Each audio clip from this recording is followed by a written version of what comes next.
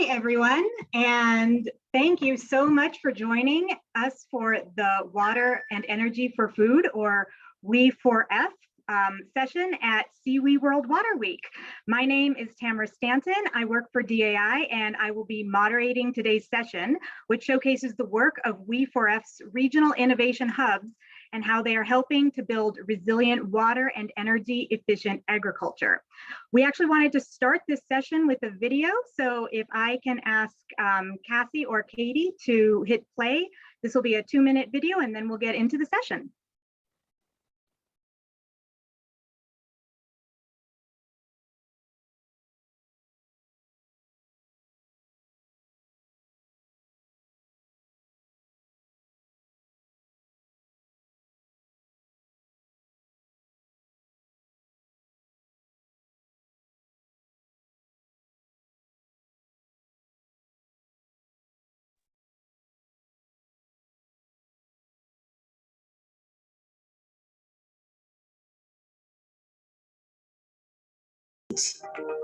Climate change, for example, increases water stress and decreases soil productivity. To tackle these global challenges, the international multi-donor initiative Water and Energy for Food, We4Food, sustainably scales innovative solutions to meet the challenges in the water, energy, food nexus, promotes climate and environmental resilience and biodiversity through the sustainable, holistic management of natural resources and ecosystems, increases food production along the value chain through a more sustainable and efficient usage of water and energy, increases income for base of the pyramid women and men in both rural and urban areas. We4Food operates through regional innovation hubs around the world. The hub's main activities are identifying innovators, providing technical assistance in general business skills, marketing and investment readiness, bringing together innovators, financiers and investors, engaging with policymakers to advocate for improved enabling environments that allow innovations to grow and prosper, and providing trainings to local actors, such as smallholder farmers, development practitioners, or research institutions. Through these activities, we can impact nearly 1 million farmers using innovations that save water and energy with every usage, and help them to produce more food, which in turn increases their income. To learn more about water and energy for food, visit our website, follow us on social media, and subscribe to our newsletter.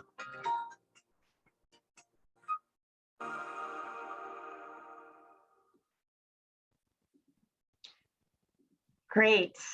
I hope everyone enjoyed that. We wanted to use that to give a very brief overview of the program, which we're very excited to be here talking with you about at CWE World Water Week. I'm going to go through a couple of housekeeping things before we start the session. So first, to ensure that you're able to engage in our session's polls and Q&A, please make sure to have Pathable pulled up. The session is being recorded and we're going to upload it to the We4F website and to our YouTube channel. If you have colleagues who missed it, you can send them to those locations. Second, if you have not already taken the audience poll that we sent around before the session, please do so.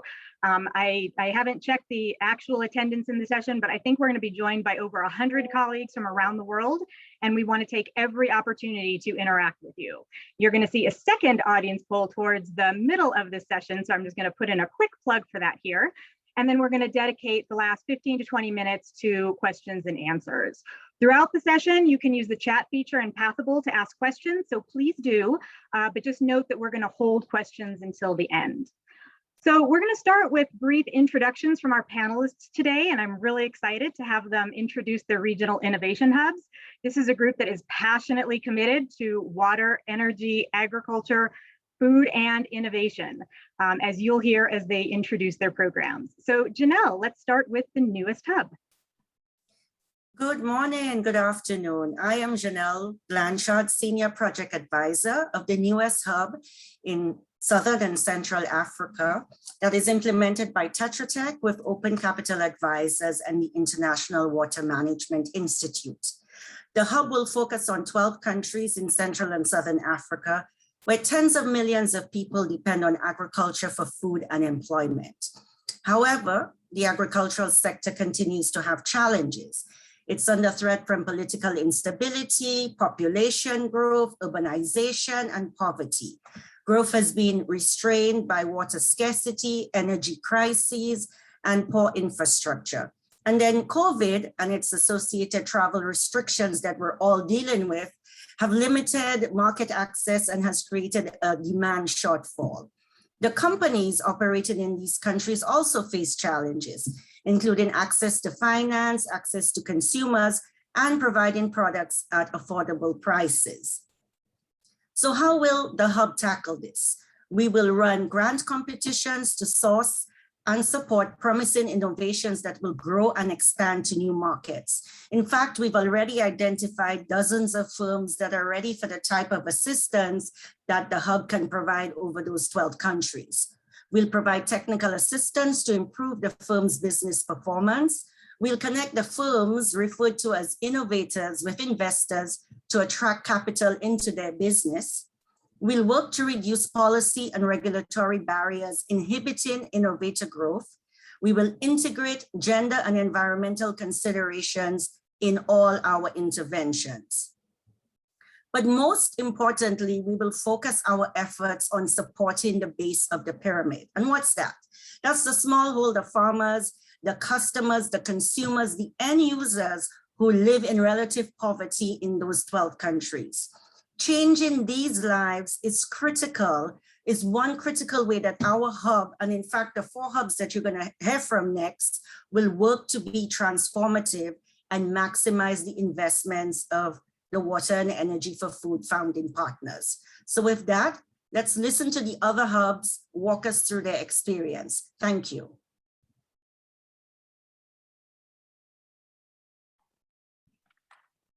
Hannah, thank you very much. Sorry.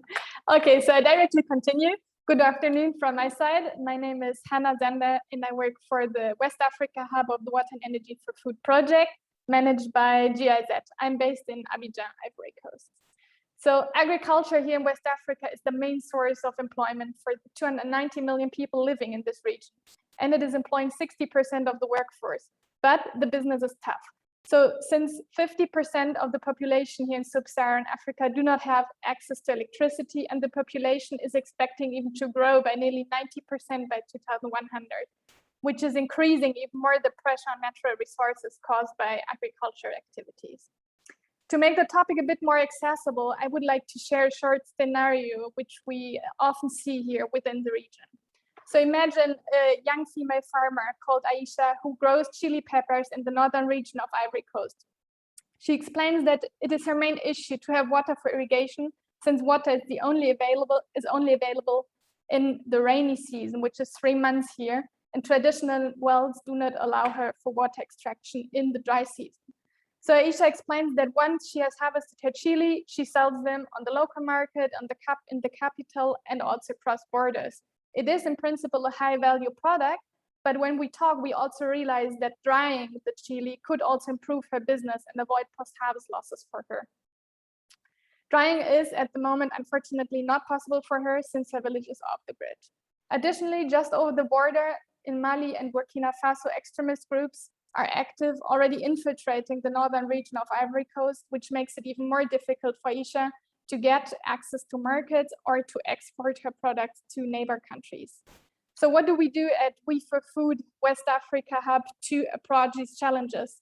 We work on different levels towards a more sustainable food production. In the first place, we collaborate with the private sector to identify sustainable innovations that allow our target groups in the long run to produce more food with less energy, less water, and also less money, of course. Innovations that have been suggested for us include, for example, automatized irrigation systems, technology making use of biomass residues for electricity production, mobile solar fridges, or digital crowd farming platforms. In the second place, we work toward the dissemination of successful innovations such as solar-powered irrigation systems or energy auditing. And finally, we also include into our work an improvement of the enabling environment for innovators on a political as well as on a financial level. This is first introduction. Thank you very much.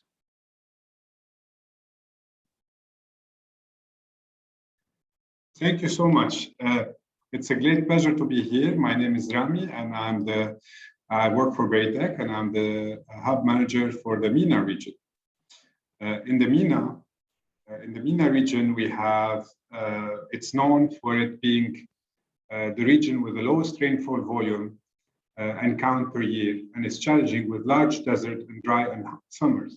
In addition to that, the region is experiencing a high population growth and limited access to water, causing increased pressure on food production and security. In addition, the region has the highest rate of unemployment for youth, and many of them are moving to the urban areas to find jobs, displacing the human resources in rural areas to work in the agriculture sector. The region is in dire need to work on water productivity and water efficiency to produce more with less, produce smarter, and produce better.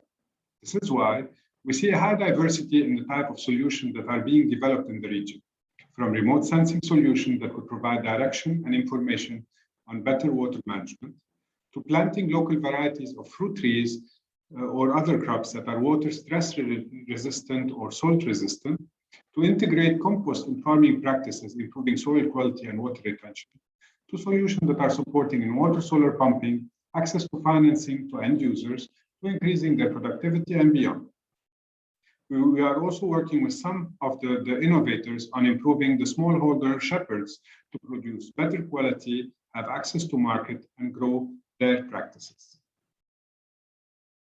Our innovators from the MENA are local to the region and understand the regional context and needs. That's why the objective of the Regional Innovation Hub in the MENA region is to connect them to opportunities, financing and scaling the local ecosystems, to be more enticed to support these innovators, support the sector growth in a sustainable way. We are confident that this global challenge linked to local contexts will make a sustainable impact to increase smallholder farmers, smallholder productivity, improve their livelihood, producing more with less resources, in addition to enhancing the private sector investment in such innovations and sector. That way, we will be able to hit triple bottom line for the region with social, environmental, and prosperous economies. Thank you. Thank you, Rami, and good morning and good afternoon, everyone. I'm Raisa Chaudhry, Technical Assistant Facilitator and BOP Impact Specialist here at the South-Southeast Asia Regional Innovation Hub, which is managed by a consortium of Tetra Tech, Cross-Boundary, and DevWorks International. Home to more than a quarter of the world's population, the South-Southeast Asia region has seen remarkable economic growth in the past couple of decades, though the progress has not been uniformly dispersed throughout. 60% of the rural population still rely on agriculture as key source of income, but utilization of traditional or energy and water-intensive technologies and approaches result in negative environmental impact, depletion of natural resources, and biodiversity loss. Here at the Asia Hub, we work with innovators who have already developed approaches and technologies for climate-friendly, water and energy-efficient agricultural processes. These enterprises have been selected through a competitive call for innovations earlier this year. The current cohort of 20 innovators work with a range of technologies, including, but not limited to biochar briquettes, biodigesters, solar-powered pumps, and agro-processing centers, co-compost made by processing agricultural waste and fecal sludge, digital farm management solutions, to name just a few. While the innovators are looking outward for expansion and seeking investment, they're also looking inward and adapting their processes and technologies to adjust with some of the challenges that we all are facing now. Some of them are decentralizing their operational models, looking with members from local community, not only as end users of the technologies, but also in the supply chain as sales agents and machine operators. A couple of them are targeting to work with women sales agents, particularly so that they can reach the women end users better. Use of digital tools and platforms for sales generation and farmer trainings is increasingly becoming a key area of focus to connect with smallholders more efficiently in the region. Currently, we are preparing to launch the second call for innovation in 15 countries to engage with more of such impactful innovators from the South and Southeast Asia region. This is for the Asia region. Thank you. And I will now hand it over for East Africa to share their experience. Thank you.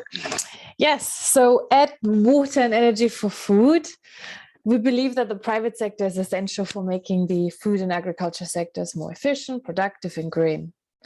My name is Lucy Plushka. I manage the activities in East Africa across 7 countries. And here we have a vibrant ecosystem of entrepreneurs. Just to give you an idea, Rwanda ranks among the top 40 countries worldwide for ease of doing business, according to the World Bank. In Kenya, we had about 67.8 million registered mobile money accounts in May 2021. So that's a figure that has been steadily growing, and it shows you the potential in reaching customers in rural areas, particularly, also in the finance space. And we see a lot of innovative ideas coming to life. That can be technologies, such as solar-powered irrigation or e-mobility solutions, but also business, finance, and partnership models. Here in East Africa, we recently closed our innovation call with 153 final applications, and we're now in the final pitching sessions. And if we look at these applications, we can also see some distinct trends. We can see that productive use of energy technologies and irrigation solutions are very prominently represented. Also in line with trends in regard to climate resilience, but also economic trends that we are seeing in these countries. Pay as you go, pay as you chill or own financial solutions came out very strong as a way for businesses to support customers that otherwise can't afford technologies. Another trend is the bundling of services. So for example, a company no longer just offers a technology, but they offer advisory services and trainings or trading platforms, for example, to enable, I say customers, for others it's smallholder farmers, to enable them to really get the biggest benefit out of these innovations we are talking about. And then finally, we also see a trend towards specializations on certain value chains, such as tea, avocado, or chilies. And that means that at several instances, we have the use of water and energy saving technologies and practices that are introduced along the value chain. So for example, by the end of that, we could have an avocado with a smaller water footprint than in conventional production. So this is all happening right now in East Africa, and we're happy to be part of this discussion. Thank you.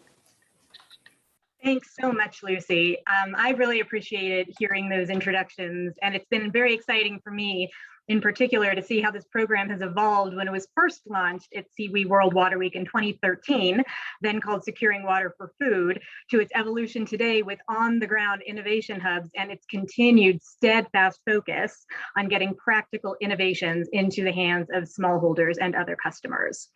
So speaking of the Water Energy Ag Nexus, let's take a look at the audience poll, which asked you to tell us what you thought about a couple of topics.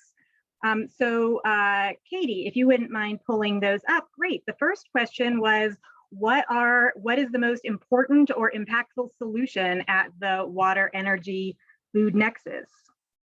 And it looks like this is pretty evenly divided, but the majority of folks talked about using smart subsidies and incentives to improve end user adoption of Nexus innovations. That's certainly something that all of the hubs are involved in and that you'll hear about as we go through our panel discussion. The second question asked us, in your opinion, what is the benefit of the Nexus approach? And here overwhelmingly, we see folks telling us that it's a holistic view of natural resource management. And again, that's something that we'll hear about in our panel discussion, particularly as we talk about climate change. And the last question we asked is, how can a very diverse ecosystem of partners really work best together to support smallholder farmers so that they become more resilient to the impacts of climate change? And here it looks like it might be that the highest one might not be represented by color. It's scaling innovative water, energy, food technologies through TA grants and investment. And that's really great to see and hear validated, because that's very much what We4F is all about. We're going to have the audience poll results in our follow-up materials. So even though we're going to switch now to the panel discussion, we'll still have the information available to everyone. So let's go ahead and shift to the panel discussion now. And just first, another reminder that we've saved time at the end for questions and answers. And you can use the chat box in Pathable to submit questions at any time during the session. And we'll get to as many as possible as we can towards the end. So then turning to our great panel, that audience poll gave us an overview of what attendees think are the key solutions and approaches for developing a more resilient water, energy, food nexus. So I'd like to ask all of the panelists what you think about the audience responses, and specifically in about a minute or less, tell us how your Regional Innovation Hub is tackling various challenges at the water, agriculture, and energy nexus.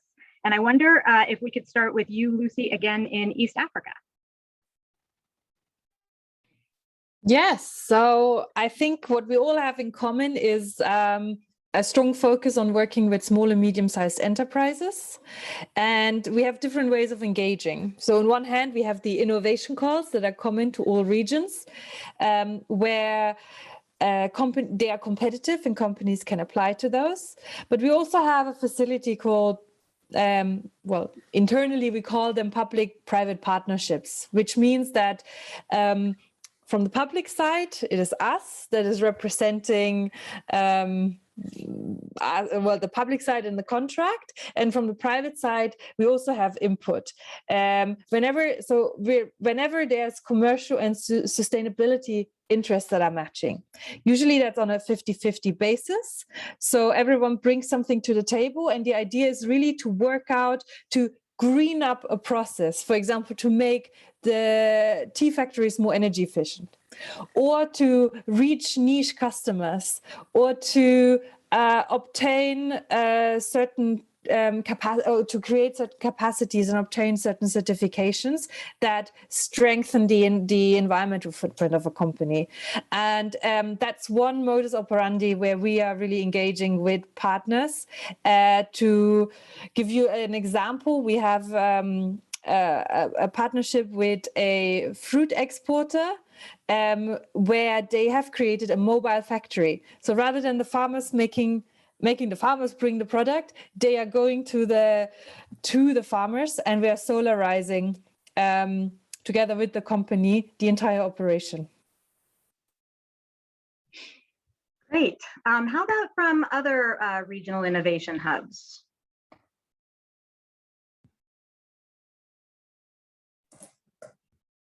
So here at the Southeast Asia Hub, we are working a lot with inclusivity goals, specifically in gender.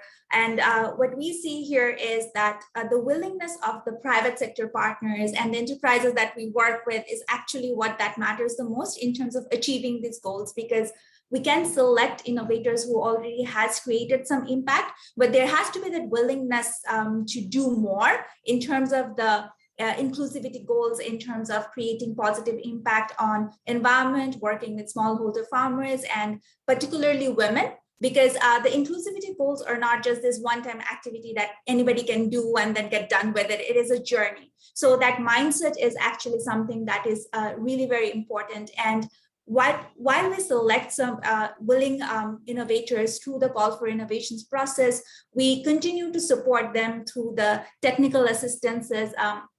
Some of them are very targeted so that they can, let's say, like aim to increase their staff members, women staff members, or women sales agents for a particular area. But then there are all these integrated technical assistances where we support them to integrate that lens, inclusivity lens, throughout all the work that we are doing with them. And we also connect them with partners and investors who have such goals so that they can be more motivated in terms of working with that, so that they can reach out to and work with different public, private partners, and also investors who are focused on such inclusivity goals.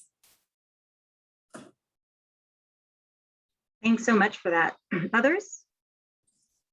Yeah, I'll go next. You know, in Central and Southern Africa, we are just getting started, But, you know, circling back to the base of the pyramid, one of the things we really want to focus on is really helping the innovators have consumer financing of the base of the pyramid in mind. You know, how do we deal with the fact that the customers that we want to target are unable to pay and are not in the banking system? So unlike East Africa, you know, where there's mobile money, Central and Southern Africa are still behind. So really, we want to support the innovators to really make sure that they understand what's the cash flow, what are the interests, what are the needs of the base of the pyramid. Look at pay as you go models that have been successful in East Africa that could perhaps work, you know, in other parts of Africa, and really look at other entities that can come in as an intermediary between the innovator and those folks at the base of the pyramid to do some sort of consumer financing mechanism. Great. Let's hear from our last two hubs talking about the Nexus in particular.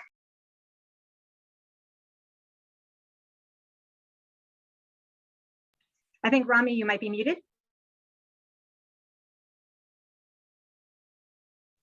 Sorry about that, with all these years of technology. So in our case, many of our innovators that we work with have high potential to grow to a much larger scale, but some of them have challenges that are linked to technical business skills and know-how. This is why our work with them is to focus on technical assistance that can help them remove those bottlenecks. We provide them with personalized technical assistance facility to support them in different fronts. They could be end-user financing mechanisms, they could be setting new market entries, they could be engineering solutions to scale a product or make it more affordable for the end users, or to integrate gender mainstreaming.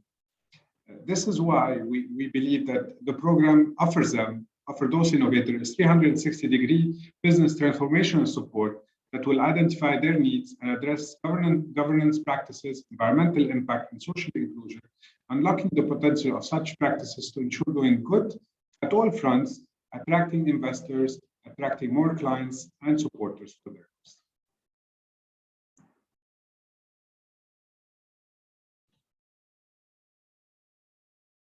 Great, thanks. And let's close out with Hannah in West Africa. Thank you. So yeah, in the poll question, I already saw a very important point that was also highlighted by our guests, which is improving the access to end-user financing. So we see this point as very important also in the West African region. And like we work on different levels, as I said, but we are always watching out to have a positive impact also on our final target group, which are specifically smallholders and also women, which is even in the region more important when we think about the effects of climate change that we already feel here. So here, rainy seasons are already shifting, rain is really arriving too late or is not materializing at all. So, which can be highly dangerous for the most vulnerable groups, which are in the end farmers, smallholder farmers, and also women. So in this context, we have, for example, already signed partnerships with a microfinance institution here in West Africa, which is called FINEL.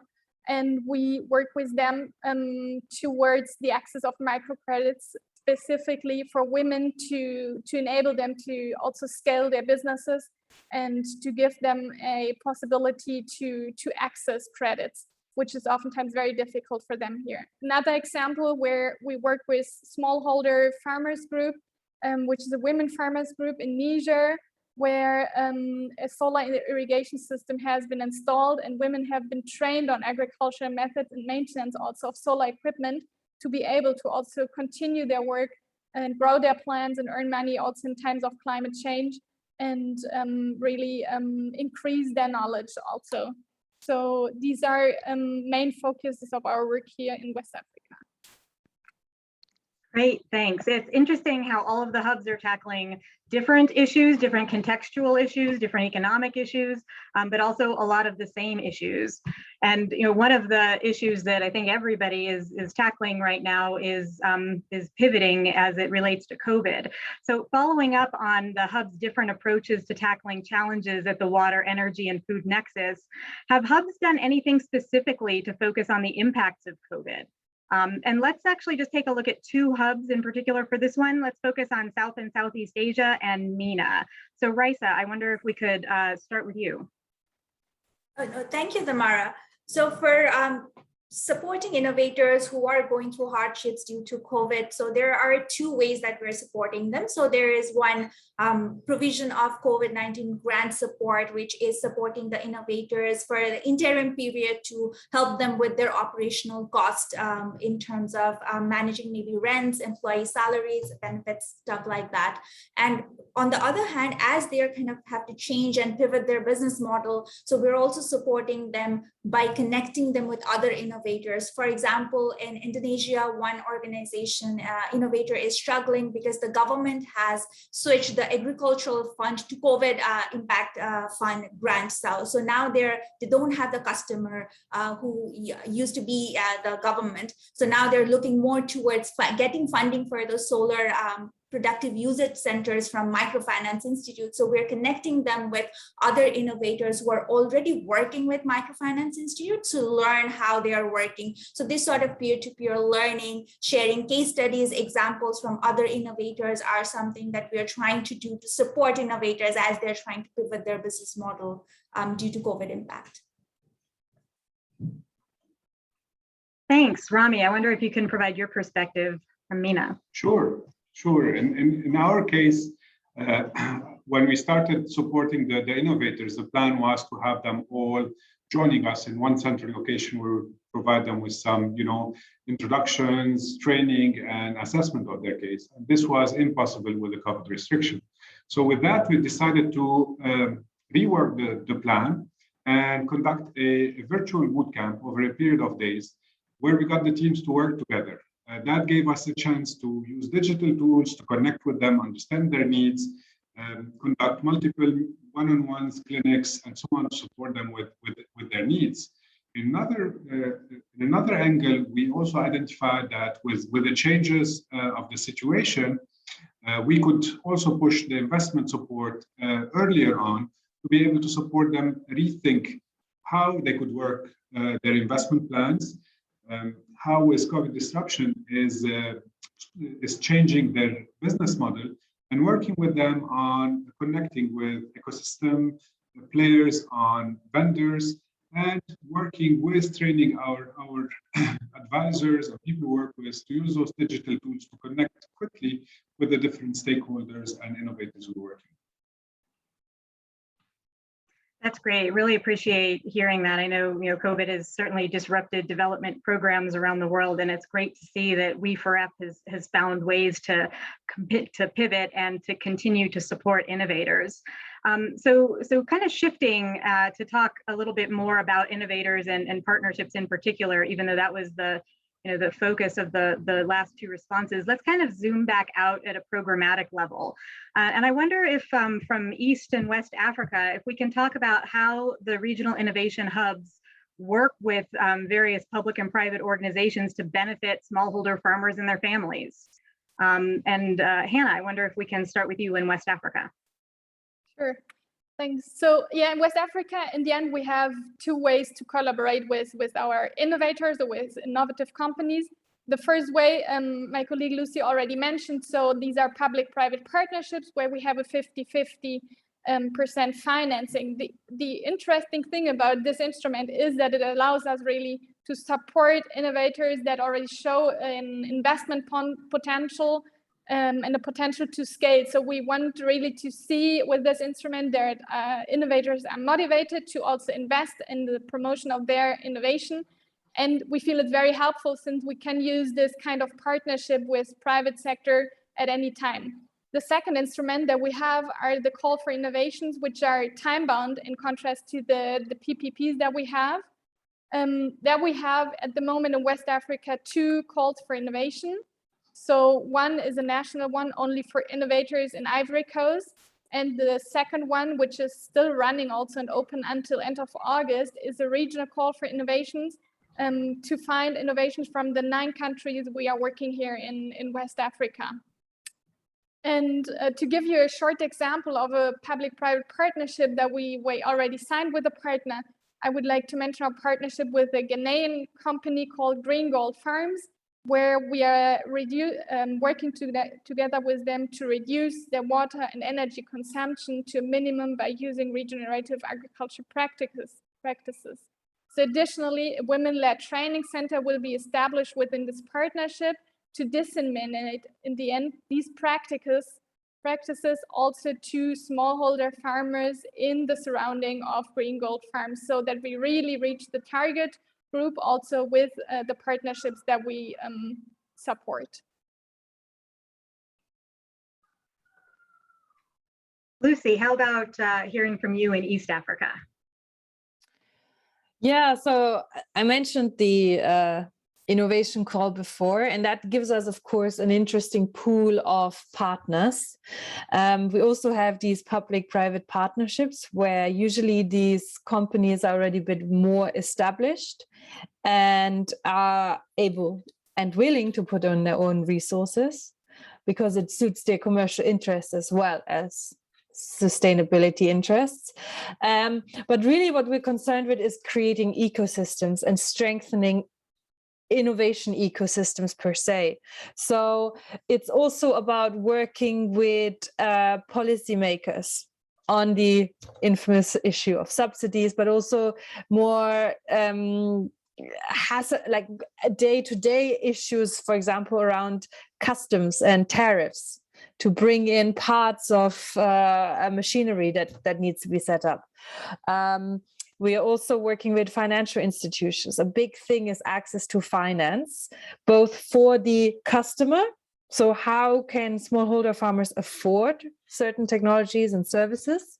And there it's a lot about working with local financial institutions to create products, financial products that suit farmers, but then also about networking and working with investors to really get them ready or interested or getting the due diligence right to invest in SMEs that then are able to scale these innovations.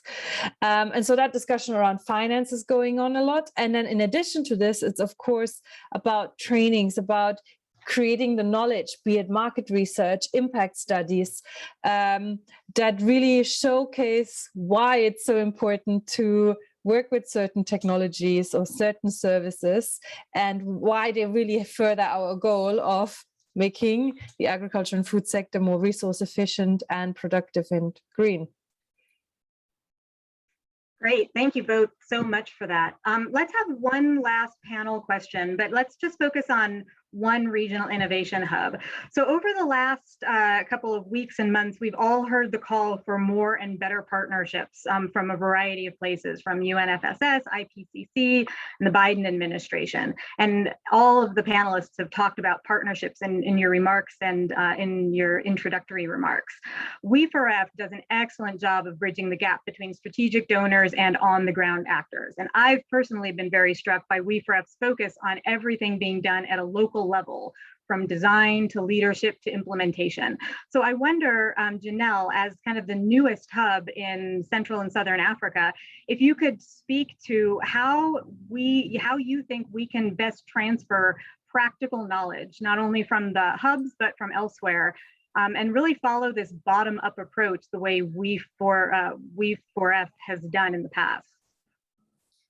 I mean, I think the fact that you've got all 5 hubs operating at the same time is an excellent idea. And so by the whole structure of We4F as a new hub, I will be learning, the team will be learning from the remaining, from the other 4 hubs that have already been in existence, right? We are able to reach out to each other and talk about, oh, we're facing this issue. How did you handle it? What did you do different? What documents? What did you do? I think another key thing is the fact that we all are going to document our approaches. And I think Lucy was the one who spoke about knowledge management, so that the next program doesn't make the same mistakes, but actually has a repository of the solutions that have been tried and true. And the fact that this is a partnership model and each hub has its own partners, it sort of magnifies the impact of the program, because we're working with so many people are learning from the hub and leaning into the hub, that the whole cooperation and partnership remains after the end of the hub. That's the joy or the wonderful thing of having local, right? People remain, they get other jobs, and they continue that partnership, they continue the focus of WIFA-F. Great. I really appreciate hearing from all of you, and particularly Janelle, hearing so much about how WIFA-F takes a knowledge sharing, knowledge transfer, and constantly uses evidence in everything it does, even in the design of the new hub and how you're approaching innovators, which is a nice segue to my promised second audience poll. So we're going to close the panel discussion part of this, and we want to interact with you one more time before we get to Q&A.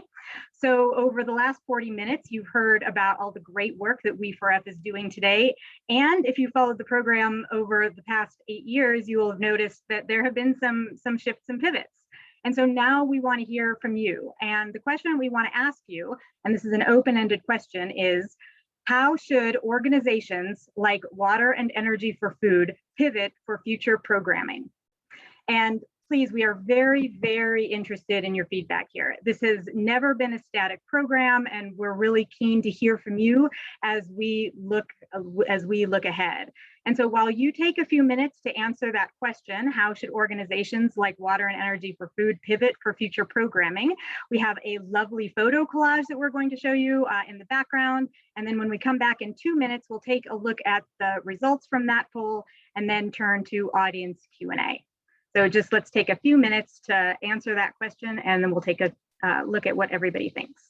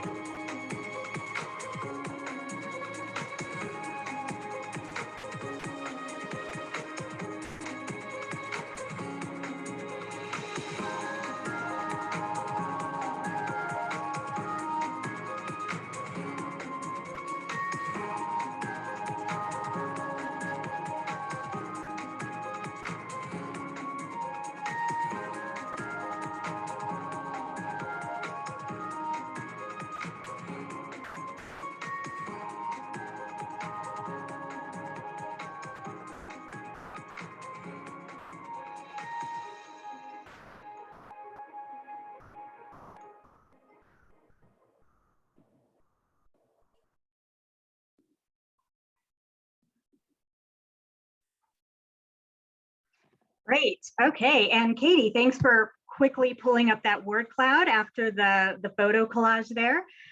So again, the question that we were asking is how organizations like Water and Energy for Food can pivot for future programming. And here is what you're telling us. It's very much about partnerships, interaction, direct, I assume that that's like connected to direct peer learning, focused on the user, local. I love word clouds because it definitely kind of shows where the keywords and the buzzwords that are really popping up into individuals' minds. I'm kind of curious from the panel, what you think, oh, and it continues to change, which is awesome too. Innovators, challenges, we still got direct in there, interaction. So I'd love to hear from the panelists on what you think about some of these phrases as future directions for water and energy for food. Hannah, what are your thoughts?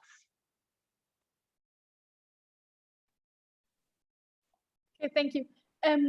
Yes, I think there are very important words that we can already see: interaction, partnerships, challenges. So we are like, We for Food as a project is really based on partnership. And what we in West Africa always say, like, we are a project and we really want to promote the private sector, because also the private sector is staying in the region. So with the private sector, we have really an instrument to promote and to reach in the long term sustainably the smallholders, the farmers, the women, the young people in the region, to get jobs and to receive also capacity building via companies, and to have jobs. And yeah, so for me, this partnership and this interaction support that we as a hub give to or try to give to the innovators via our partnerships is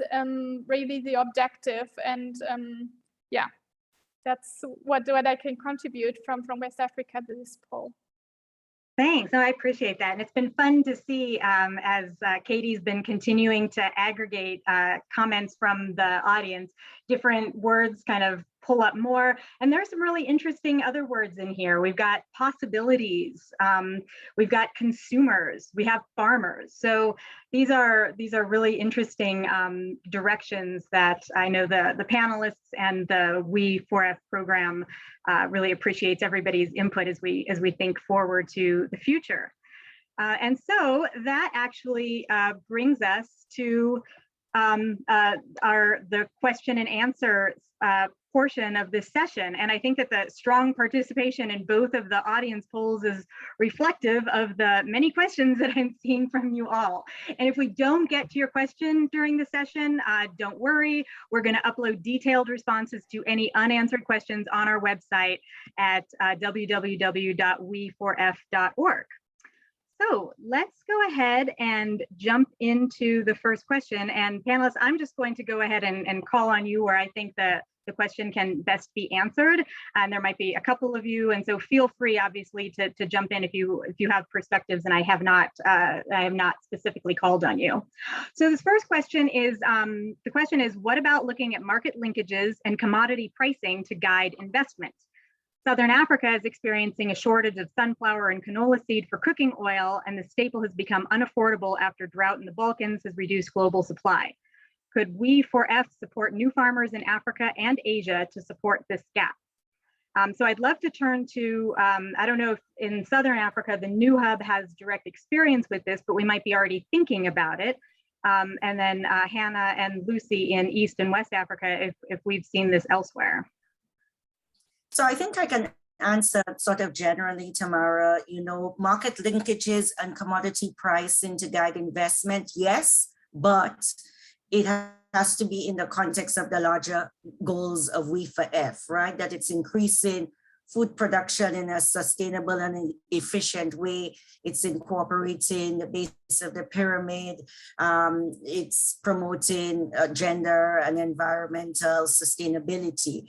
And again, you know, thinking of the ways we would reach those farmers, it would either be supporting, a company or some sort of cooperative that works with these farmers, you know, either through a grant or through investment, or some sort of public-private partnership that, you know, links an actor that can work with those cooperatives. So yes, but, and yes, and is my start. Great, thanks. Any other perspectives from the hub on this particular question? I think, Janelle, your point about making sure that it's like programmatically aligned is critically important, and that will be the case for any of the regional innovation hubs. Yeah, maybe just to add a sentence, I think one of the challenges around so the nexus is also the footprint of producing food. And a lot of times it's said that we're actually losing a lot of food and therefore wasting resources. So what I've seen and where we're working with a lot is especially trying to help aggregate supplies that you can have so that you can collect and have it at the time you need it, so it doesn't spoil. And looking at, so it's more about matching producers with buyers for the purpose of reducing losses, essentially. And also helping scale up production, because you have economies of scale where you bring different smallholders together that maybe wouldn't be able to sell their tomatoes on the daily market, but maybe if they can sell them off, they can find markets elsewhere. So from that angle, we have seen some solutions as well. That's great, thanks. Let's go on to another question. Okay, this one is, the question is, one oft unmentioned impact of climate change would be for some regions. I can think of some parts of East Africa experience higher rainfalls, meaning higher annual rainfall falling and more frequent flood events. That said, is We4F alive to the possibility that there are there conscious efforts by We4F and partners to identify innovators and innovations and mainstream those solutions to capture this excess water in an energy efficient manner during the season to be available for optimized food production? So basically, are we able to mainstream innovations so that we're able to just capture more water or energy efficiency in the agricultural cycle? And I wonder if I can call on Lucy and Raisa to answer this one. Yes, although I imagine that the MENA region has a lot more of water scarcity, but also sort of water management solutions in their portfolio. What we see is a little bit of water harvesting, a little bit of sort of sand dams, etc., to control or to manage sort of water flows or water availability, but the biggest focus is really on irrigation. And so there it's more about creating solutions where you can also store water in tanks or in ponds. So there's quite a few companies that are offering these more integrated water management solutions rather than just an irrigation system now. Yeah, Raisa, maybe you continue from here. Yeah, thank you, Lucy. And I think it is also similar for the Asia region as well, that there are different types of technology to ensure water efficiency throughout the agricultural cycle. So a lot more is seen on the irrigation side of it, not necessarily as much on basically water capturing during the excess period, at least as of now. We may see some innovations in the next call for innovations, and we may start looking for that as well, as mentioned. And we do have hydro pump as one of the technologies in the portfolio, but that basically looks more during the drought period, making sure that the smallholder farmers have access to irrigation during the dry period of the region, not necessarily during the peak of or the flooding period. That's when it's a lot of the agricultural activities in the region is focused on rice, which is more like water tolerant crop here in the region. And Rami, Lucy made a really good point that MENA has, probably been looking at water efficiency models and water energy ag efficiency models for quite some time. What are you seeing in MENA with regard to this question? Well, we're seeing more and more drought in the region. We're seeing more and more infrequency in water. So water efficiency is becoming more and more a necessity. And I think the use of water productivity tools in terms of digital tools, remote sensing are important. Unfortunately, for now, a lot of those are being used more for larger farms than smaller ones. So we need to look at collaboration methods where we can work with, an aggregator that could, share information with smallholder farmers. We could work on this data to help train, send early warning signs, and introduce more and more tools that could optimize water use. The use of compost is becoming more and more a solution in the region to optimize the water retention and improving the water productivity and the crop production in the region, because a lot of our soils are depleted, they have been heavily used, and so on. So I think that there is a lot to be done, and climate change is definitely a key concern for the MENA region in terms of food production, food security, and so on. Great, thanks. Let's see if we can turn to two more questions before the end of the session. This next question is, how is the regional hub model supporting intra-African trade opportunities? And here too, I'd love to hear from East and West Africa, and Janelle, even though Southern and Central Africa is just getting off the ground, if you have perspectives on if We4F is supporting intra-African regional trade, or if there are plans to do so in the future. Okay, maybe I start directly. So within our hub, we always support, or we encourage even companies to partner also with companies from other African countries, or even to scale up into neighbor countries and to establish new markets in other countries. So we support that technically, financially, and also with our networks. Also within, like, since we have this hub structure, we can always support also to explore markets in other regions in Africa in general. So networks in East Africa, while the East Africa hubs for West African companies, for example, if there is a need or wish from the company really to expand, and we always try to support companies with their vision and to make the most possible of our networks. So we support it in this way, that we really encourage companies to establish their business also in other countries. Lucy from East Africa. Trade is not necessarily the focus, but what we have here in East Africa is we have the East African community with, to some extent, harmonized rules and standards and regulations. And on the other hand, we now have the African Continental Free Trade Area. So that means that what we encourage our partners to look at is, can you find local manufacturers or manufacturers within the East African, East Africa is a little bit more accessible than if we go to West Africa, for example, just in terms of cost, but to look for local suppliers, to look for local partners, to look for, and by local, I mean regional.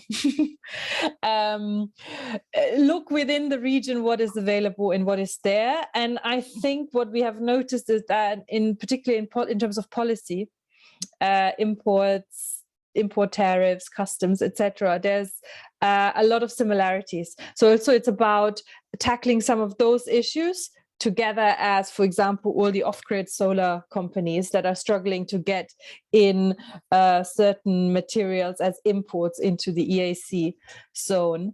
And so it's more about sort of tackling specific issues together and encouraging that dialogue. That's sort of the stage we're at.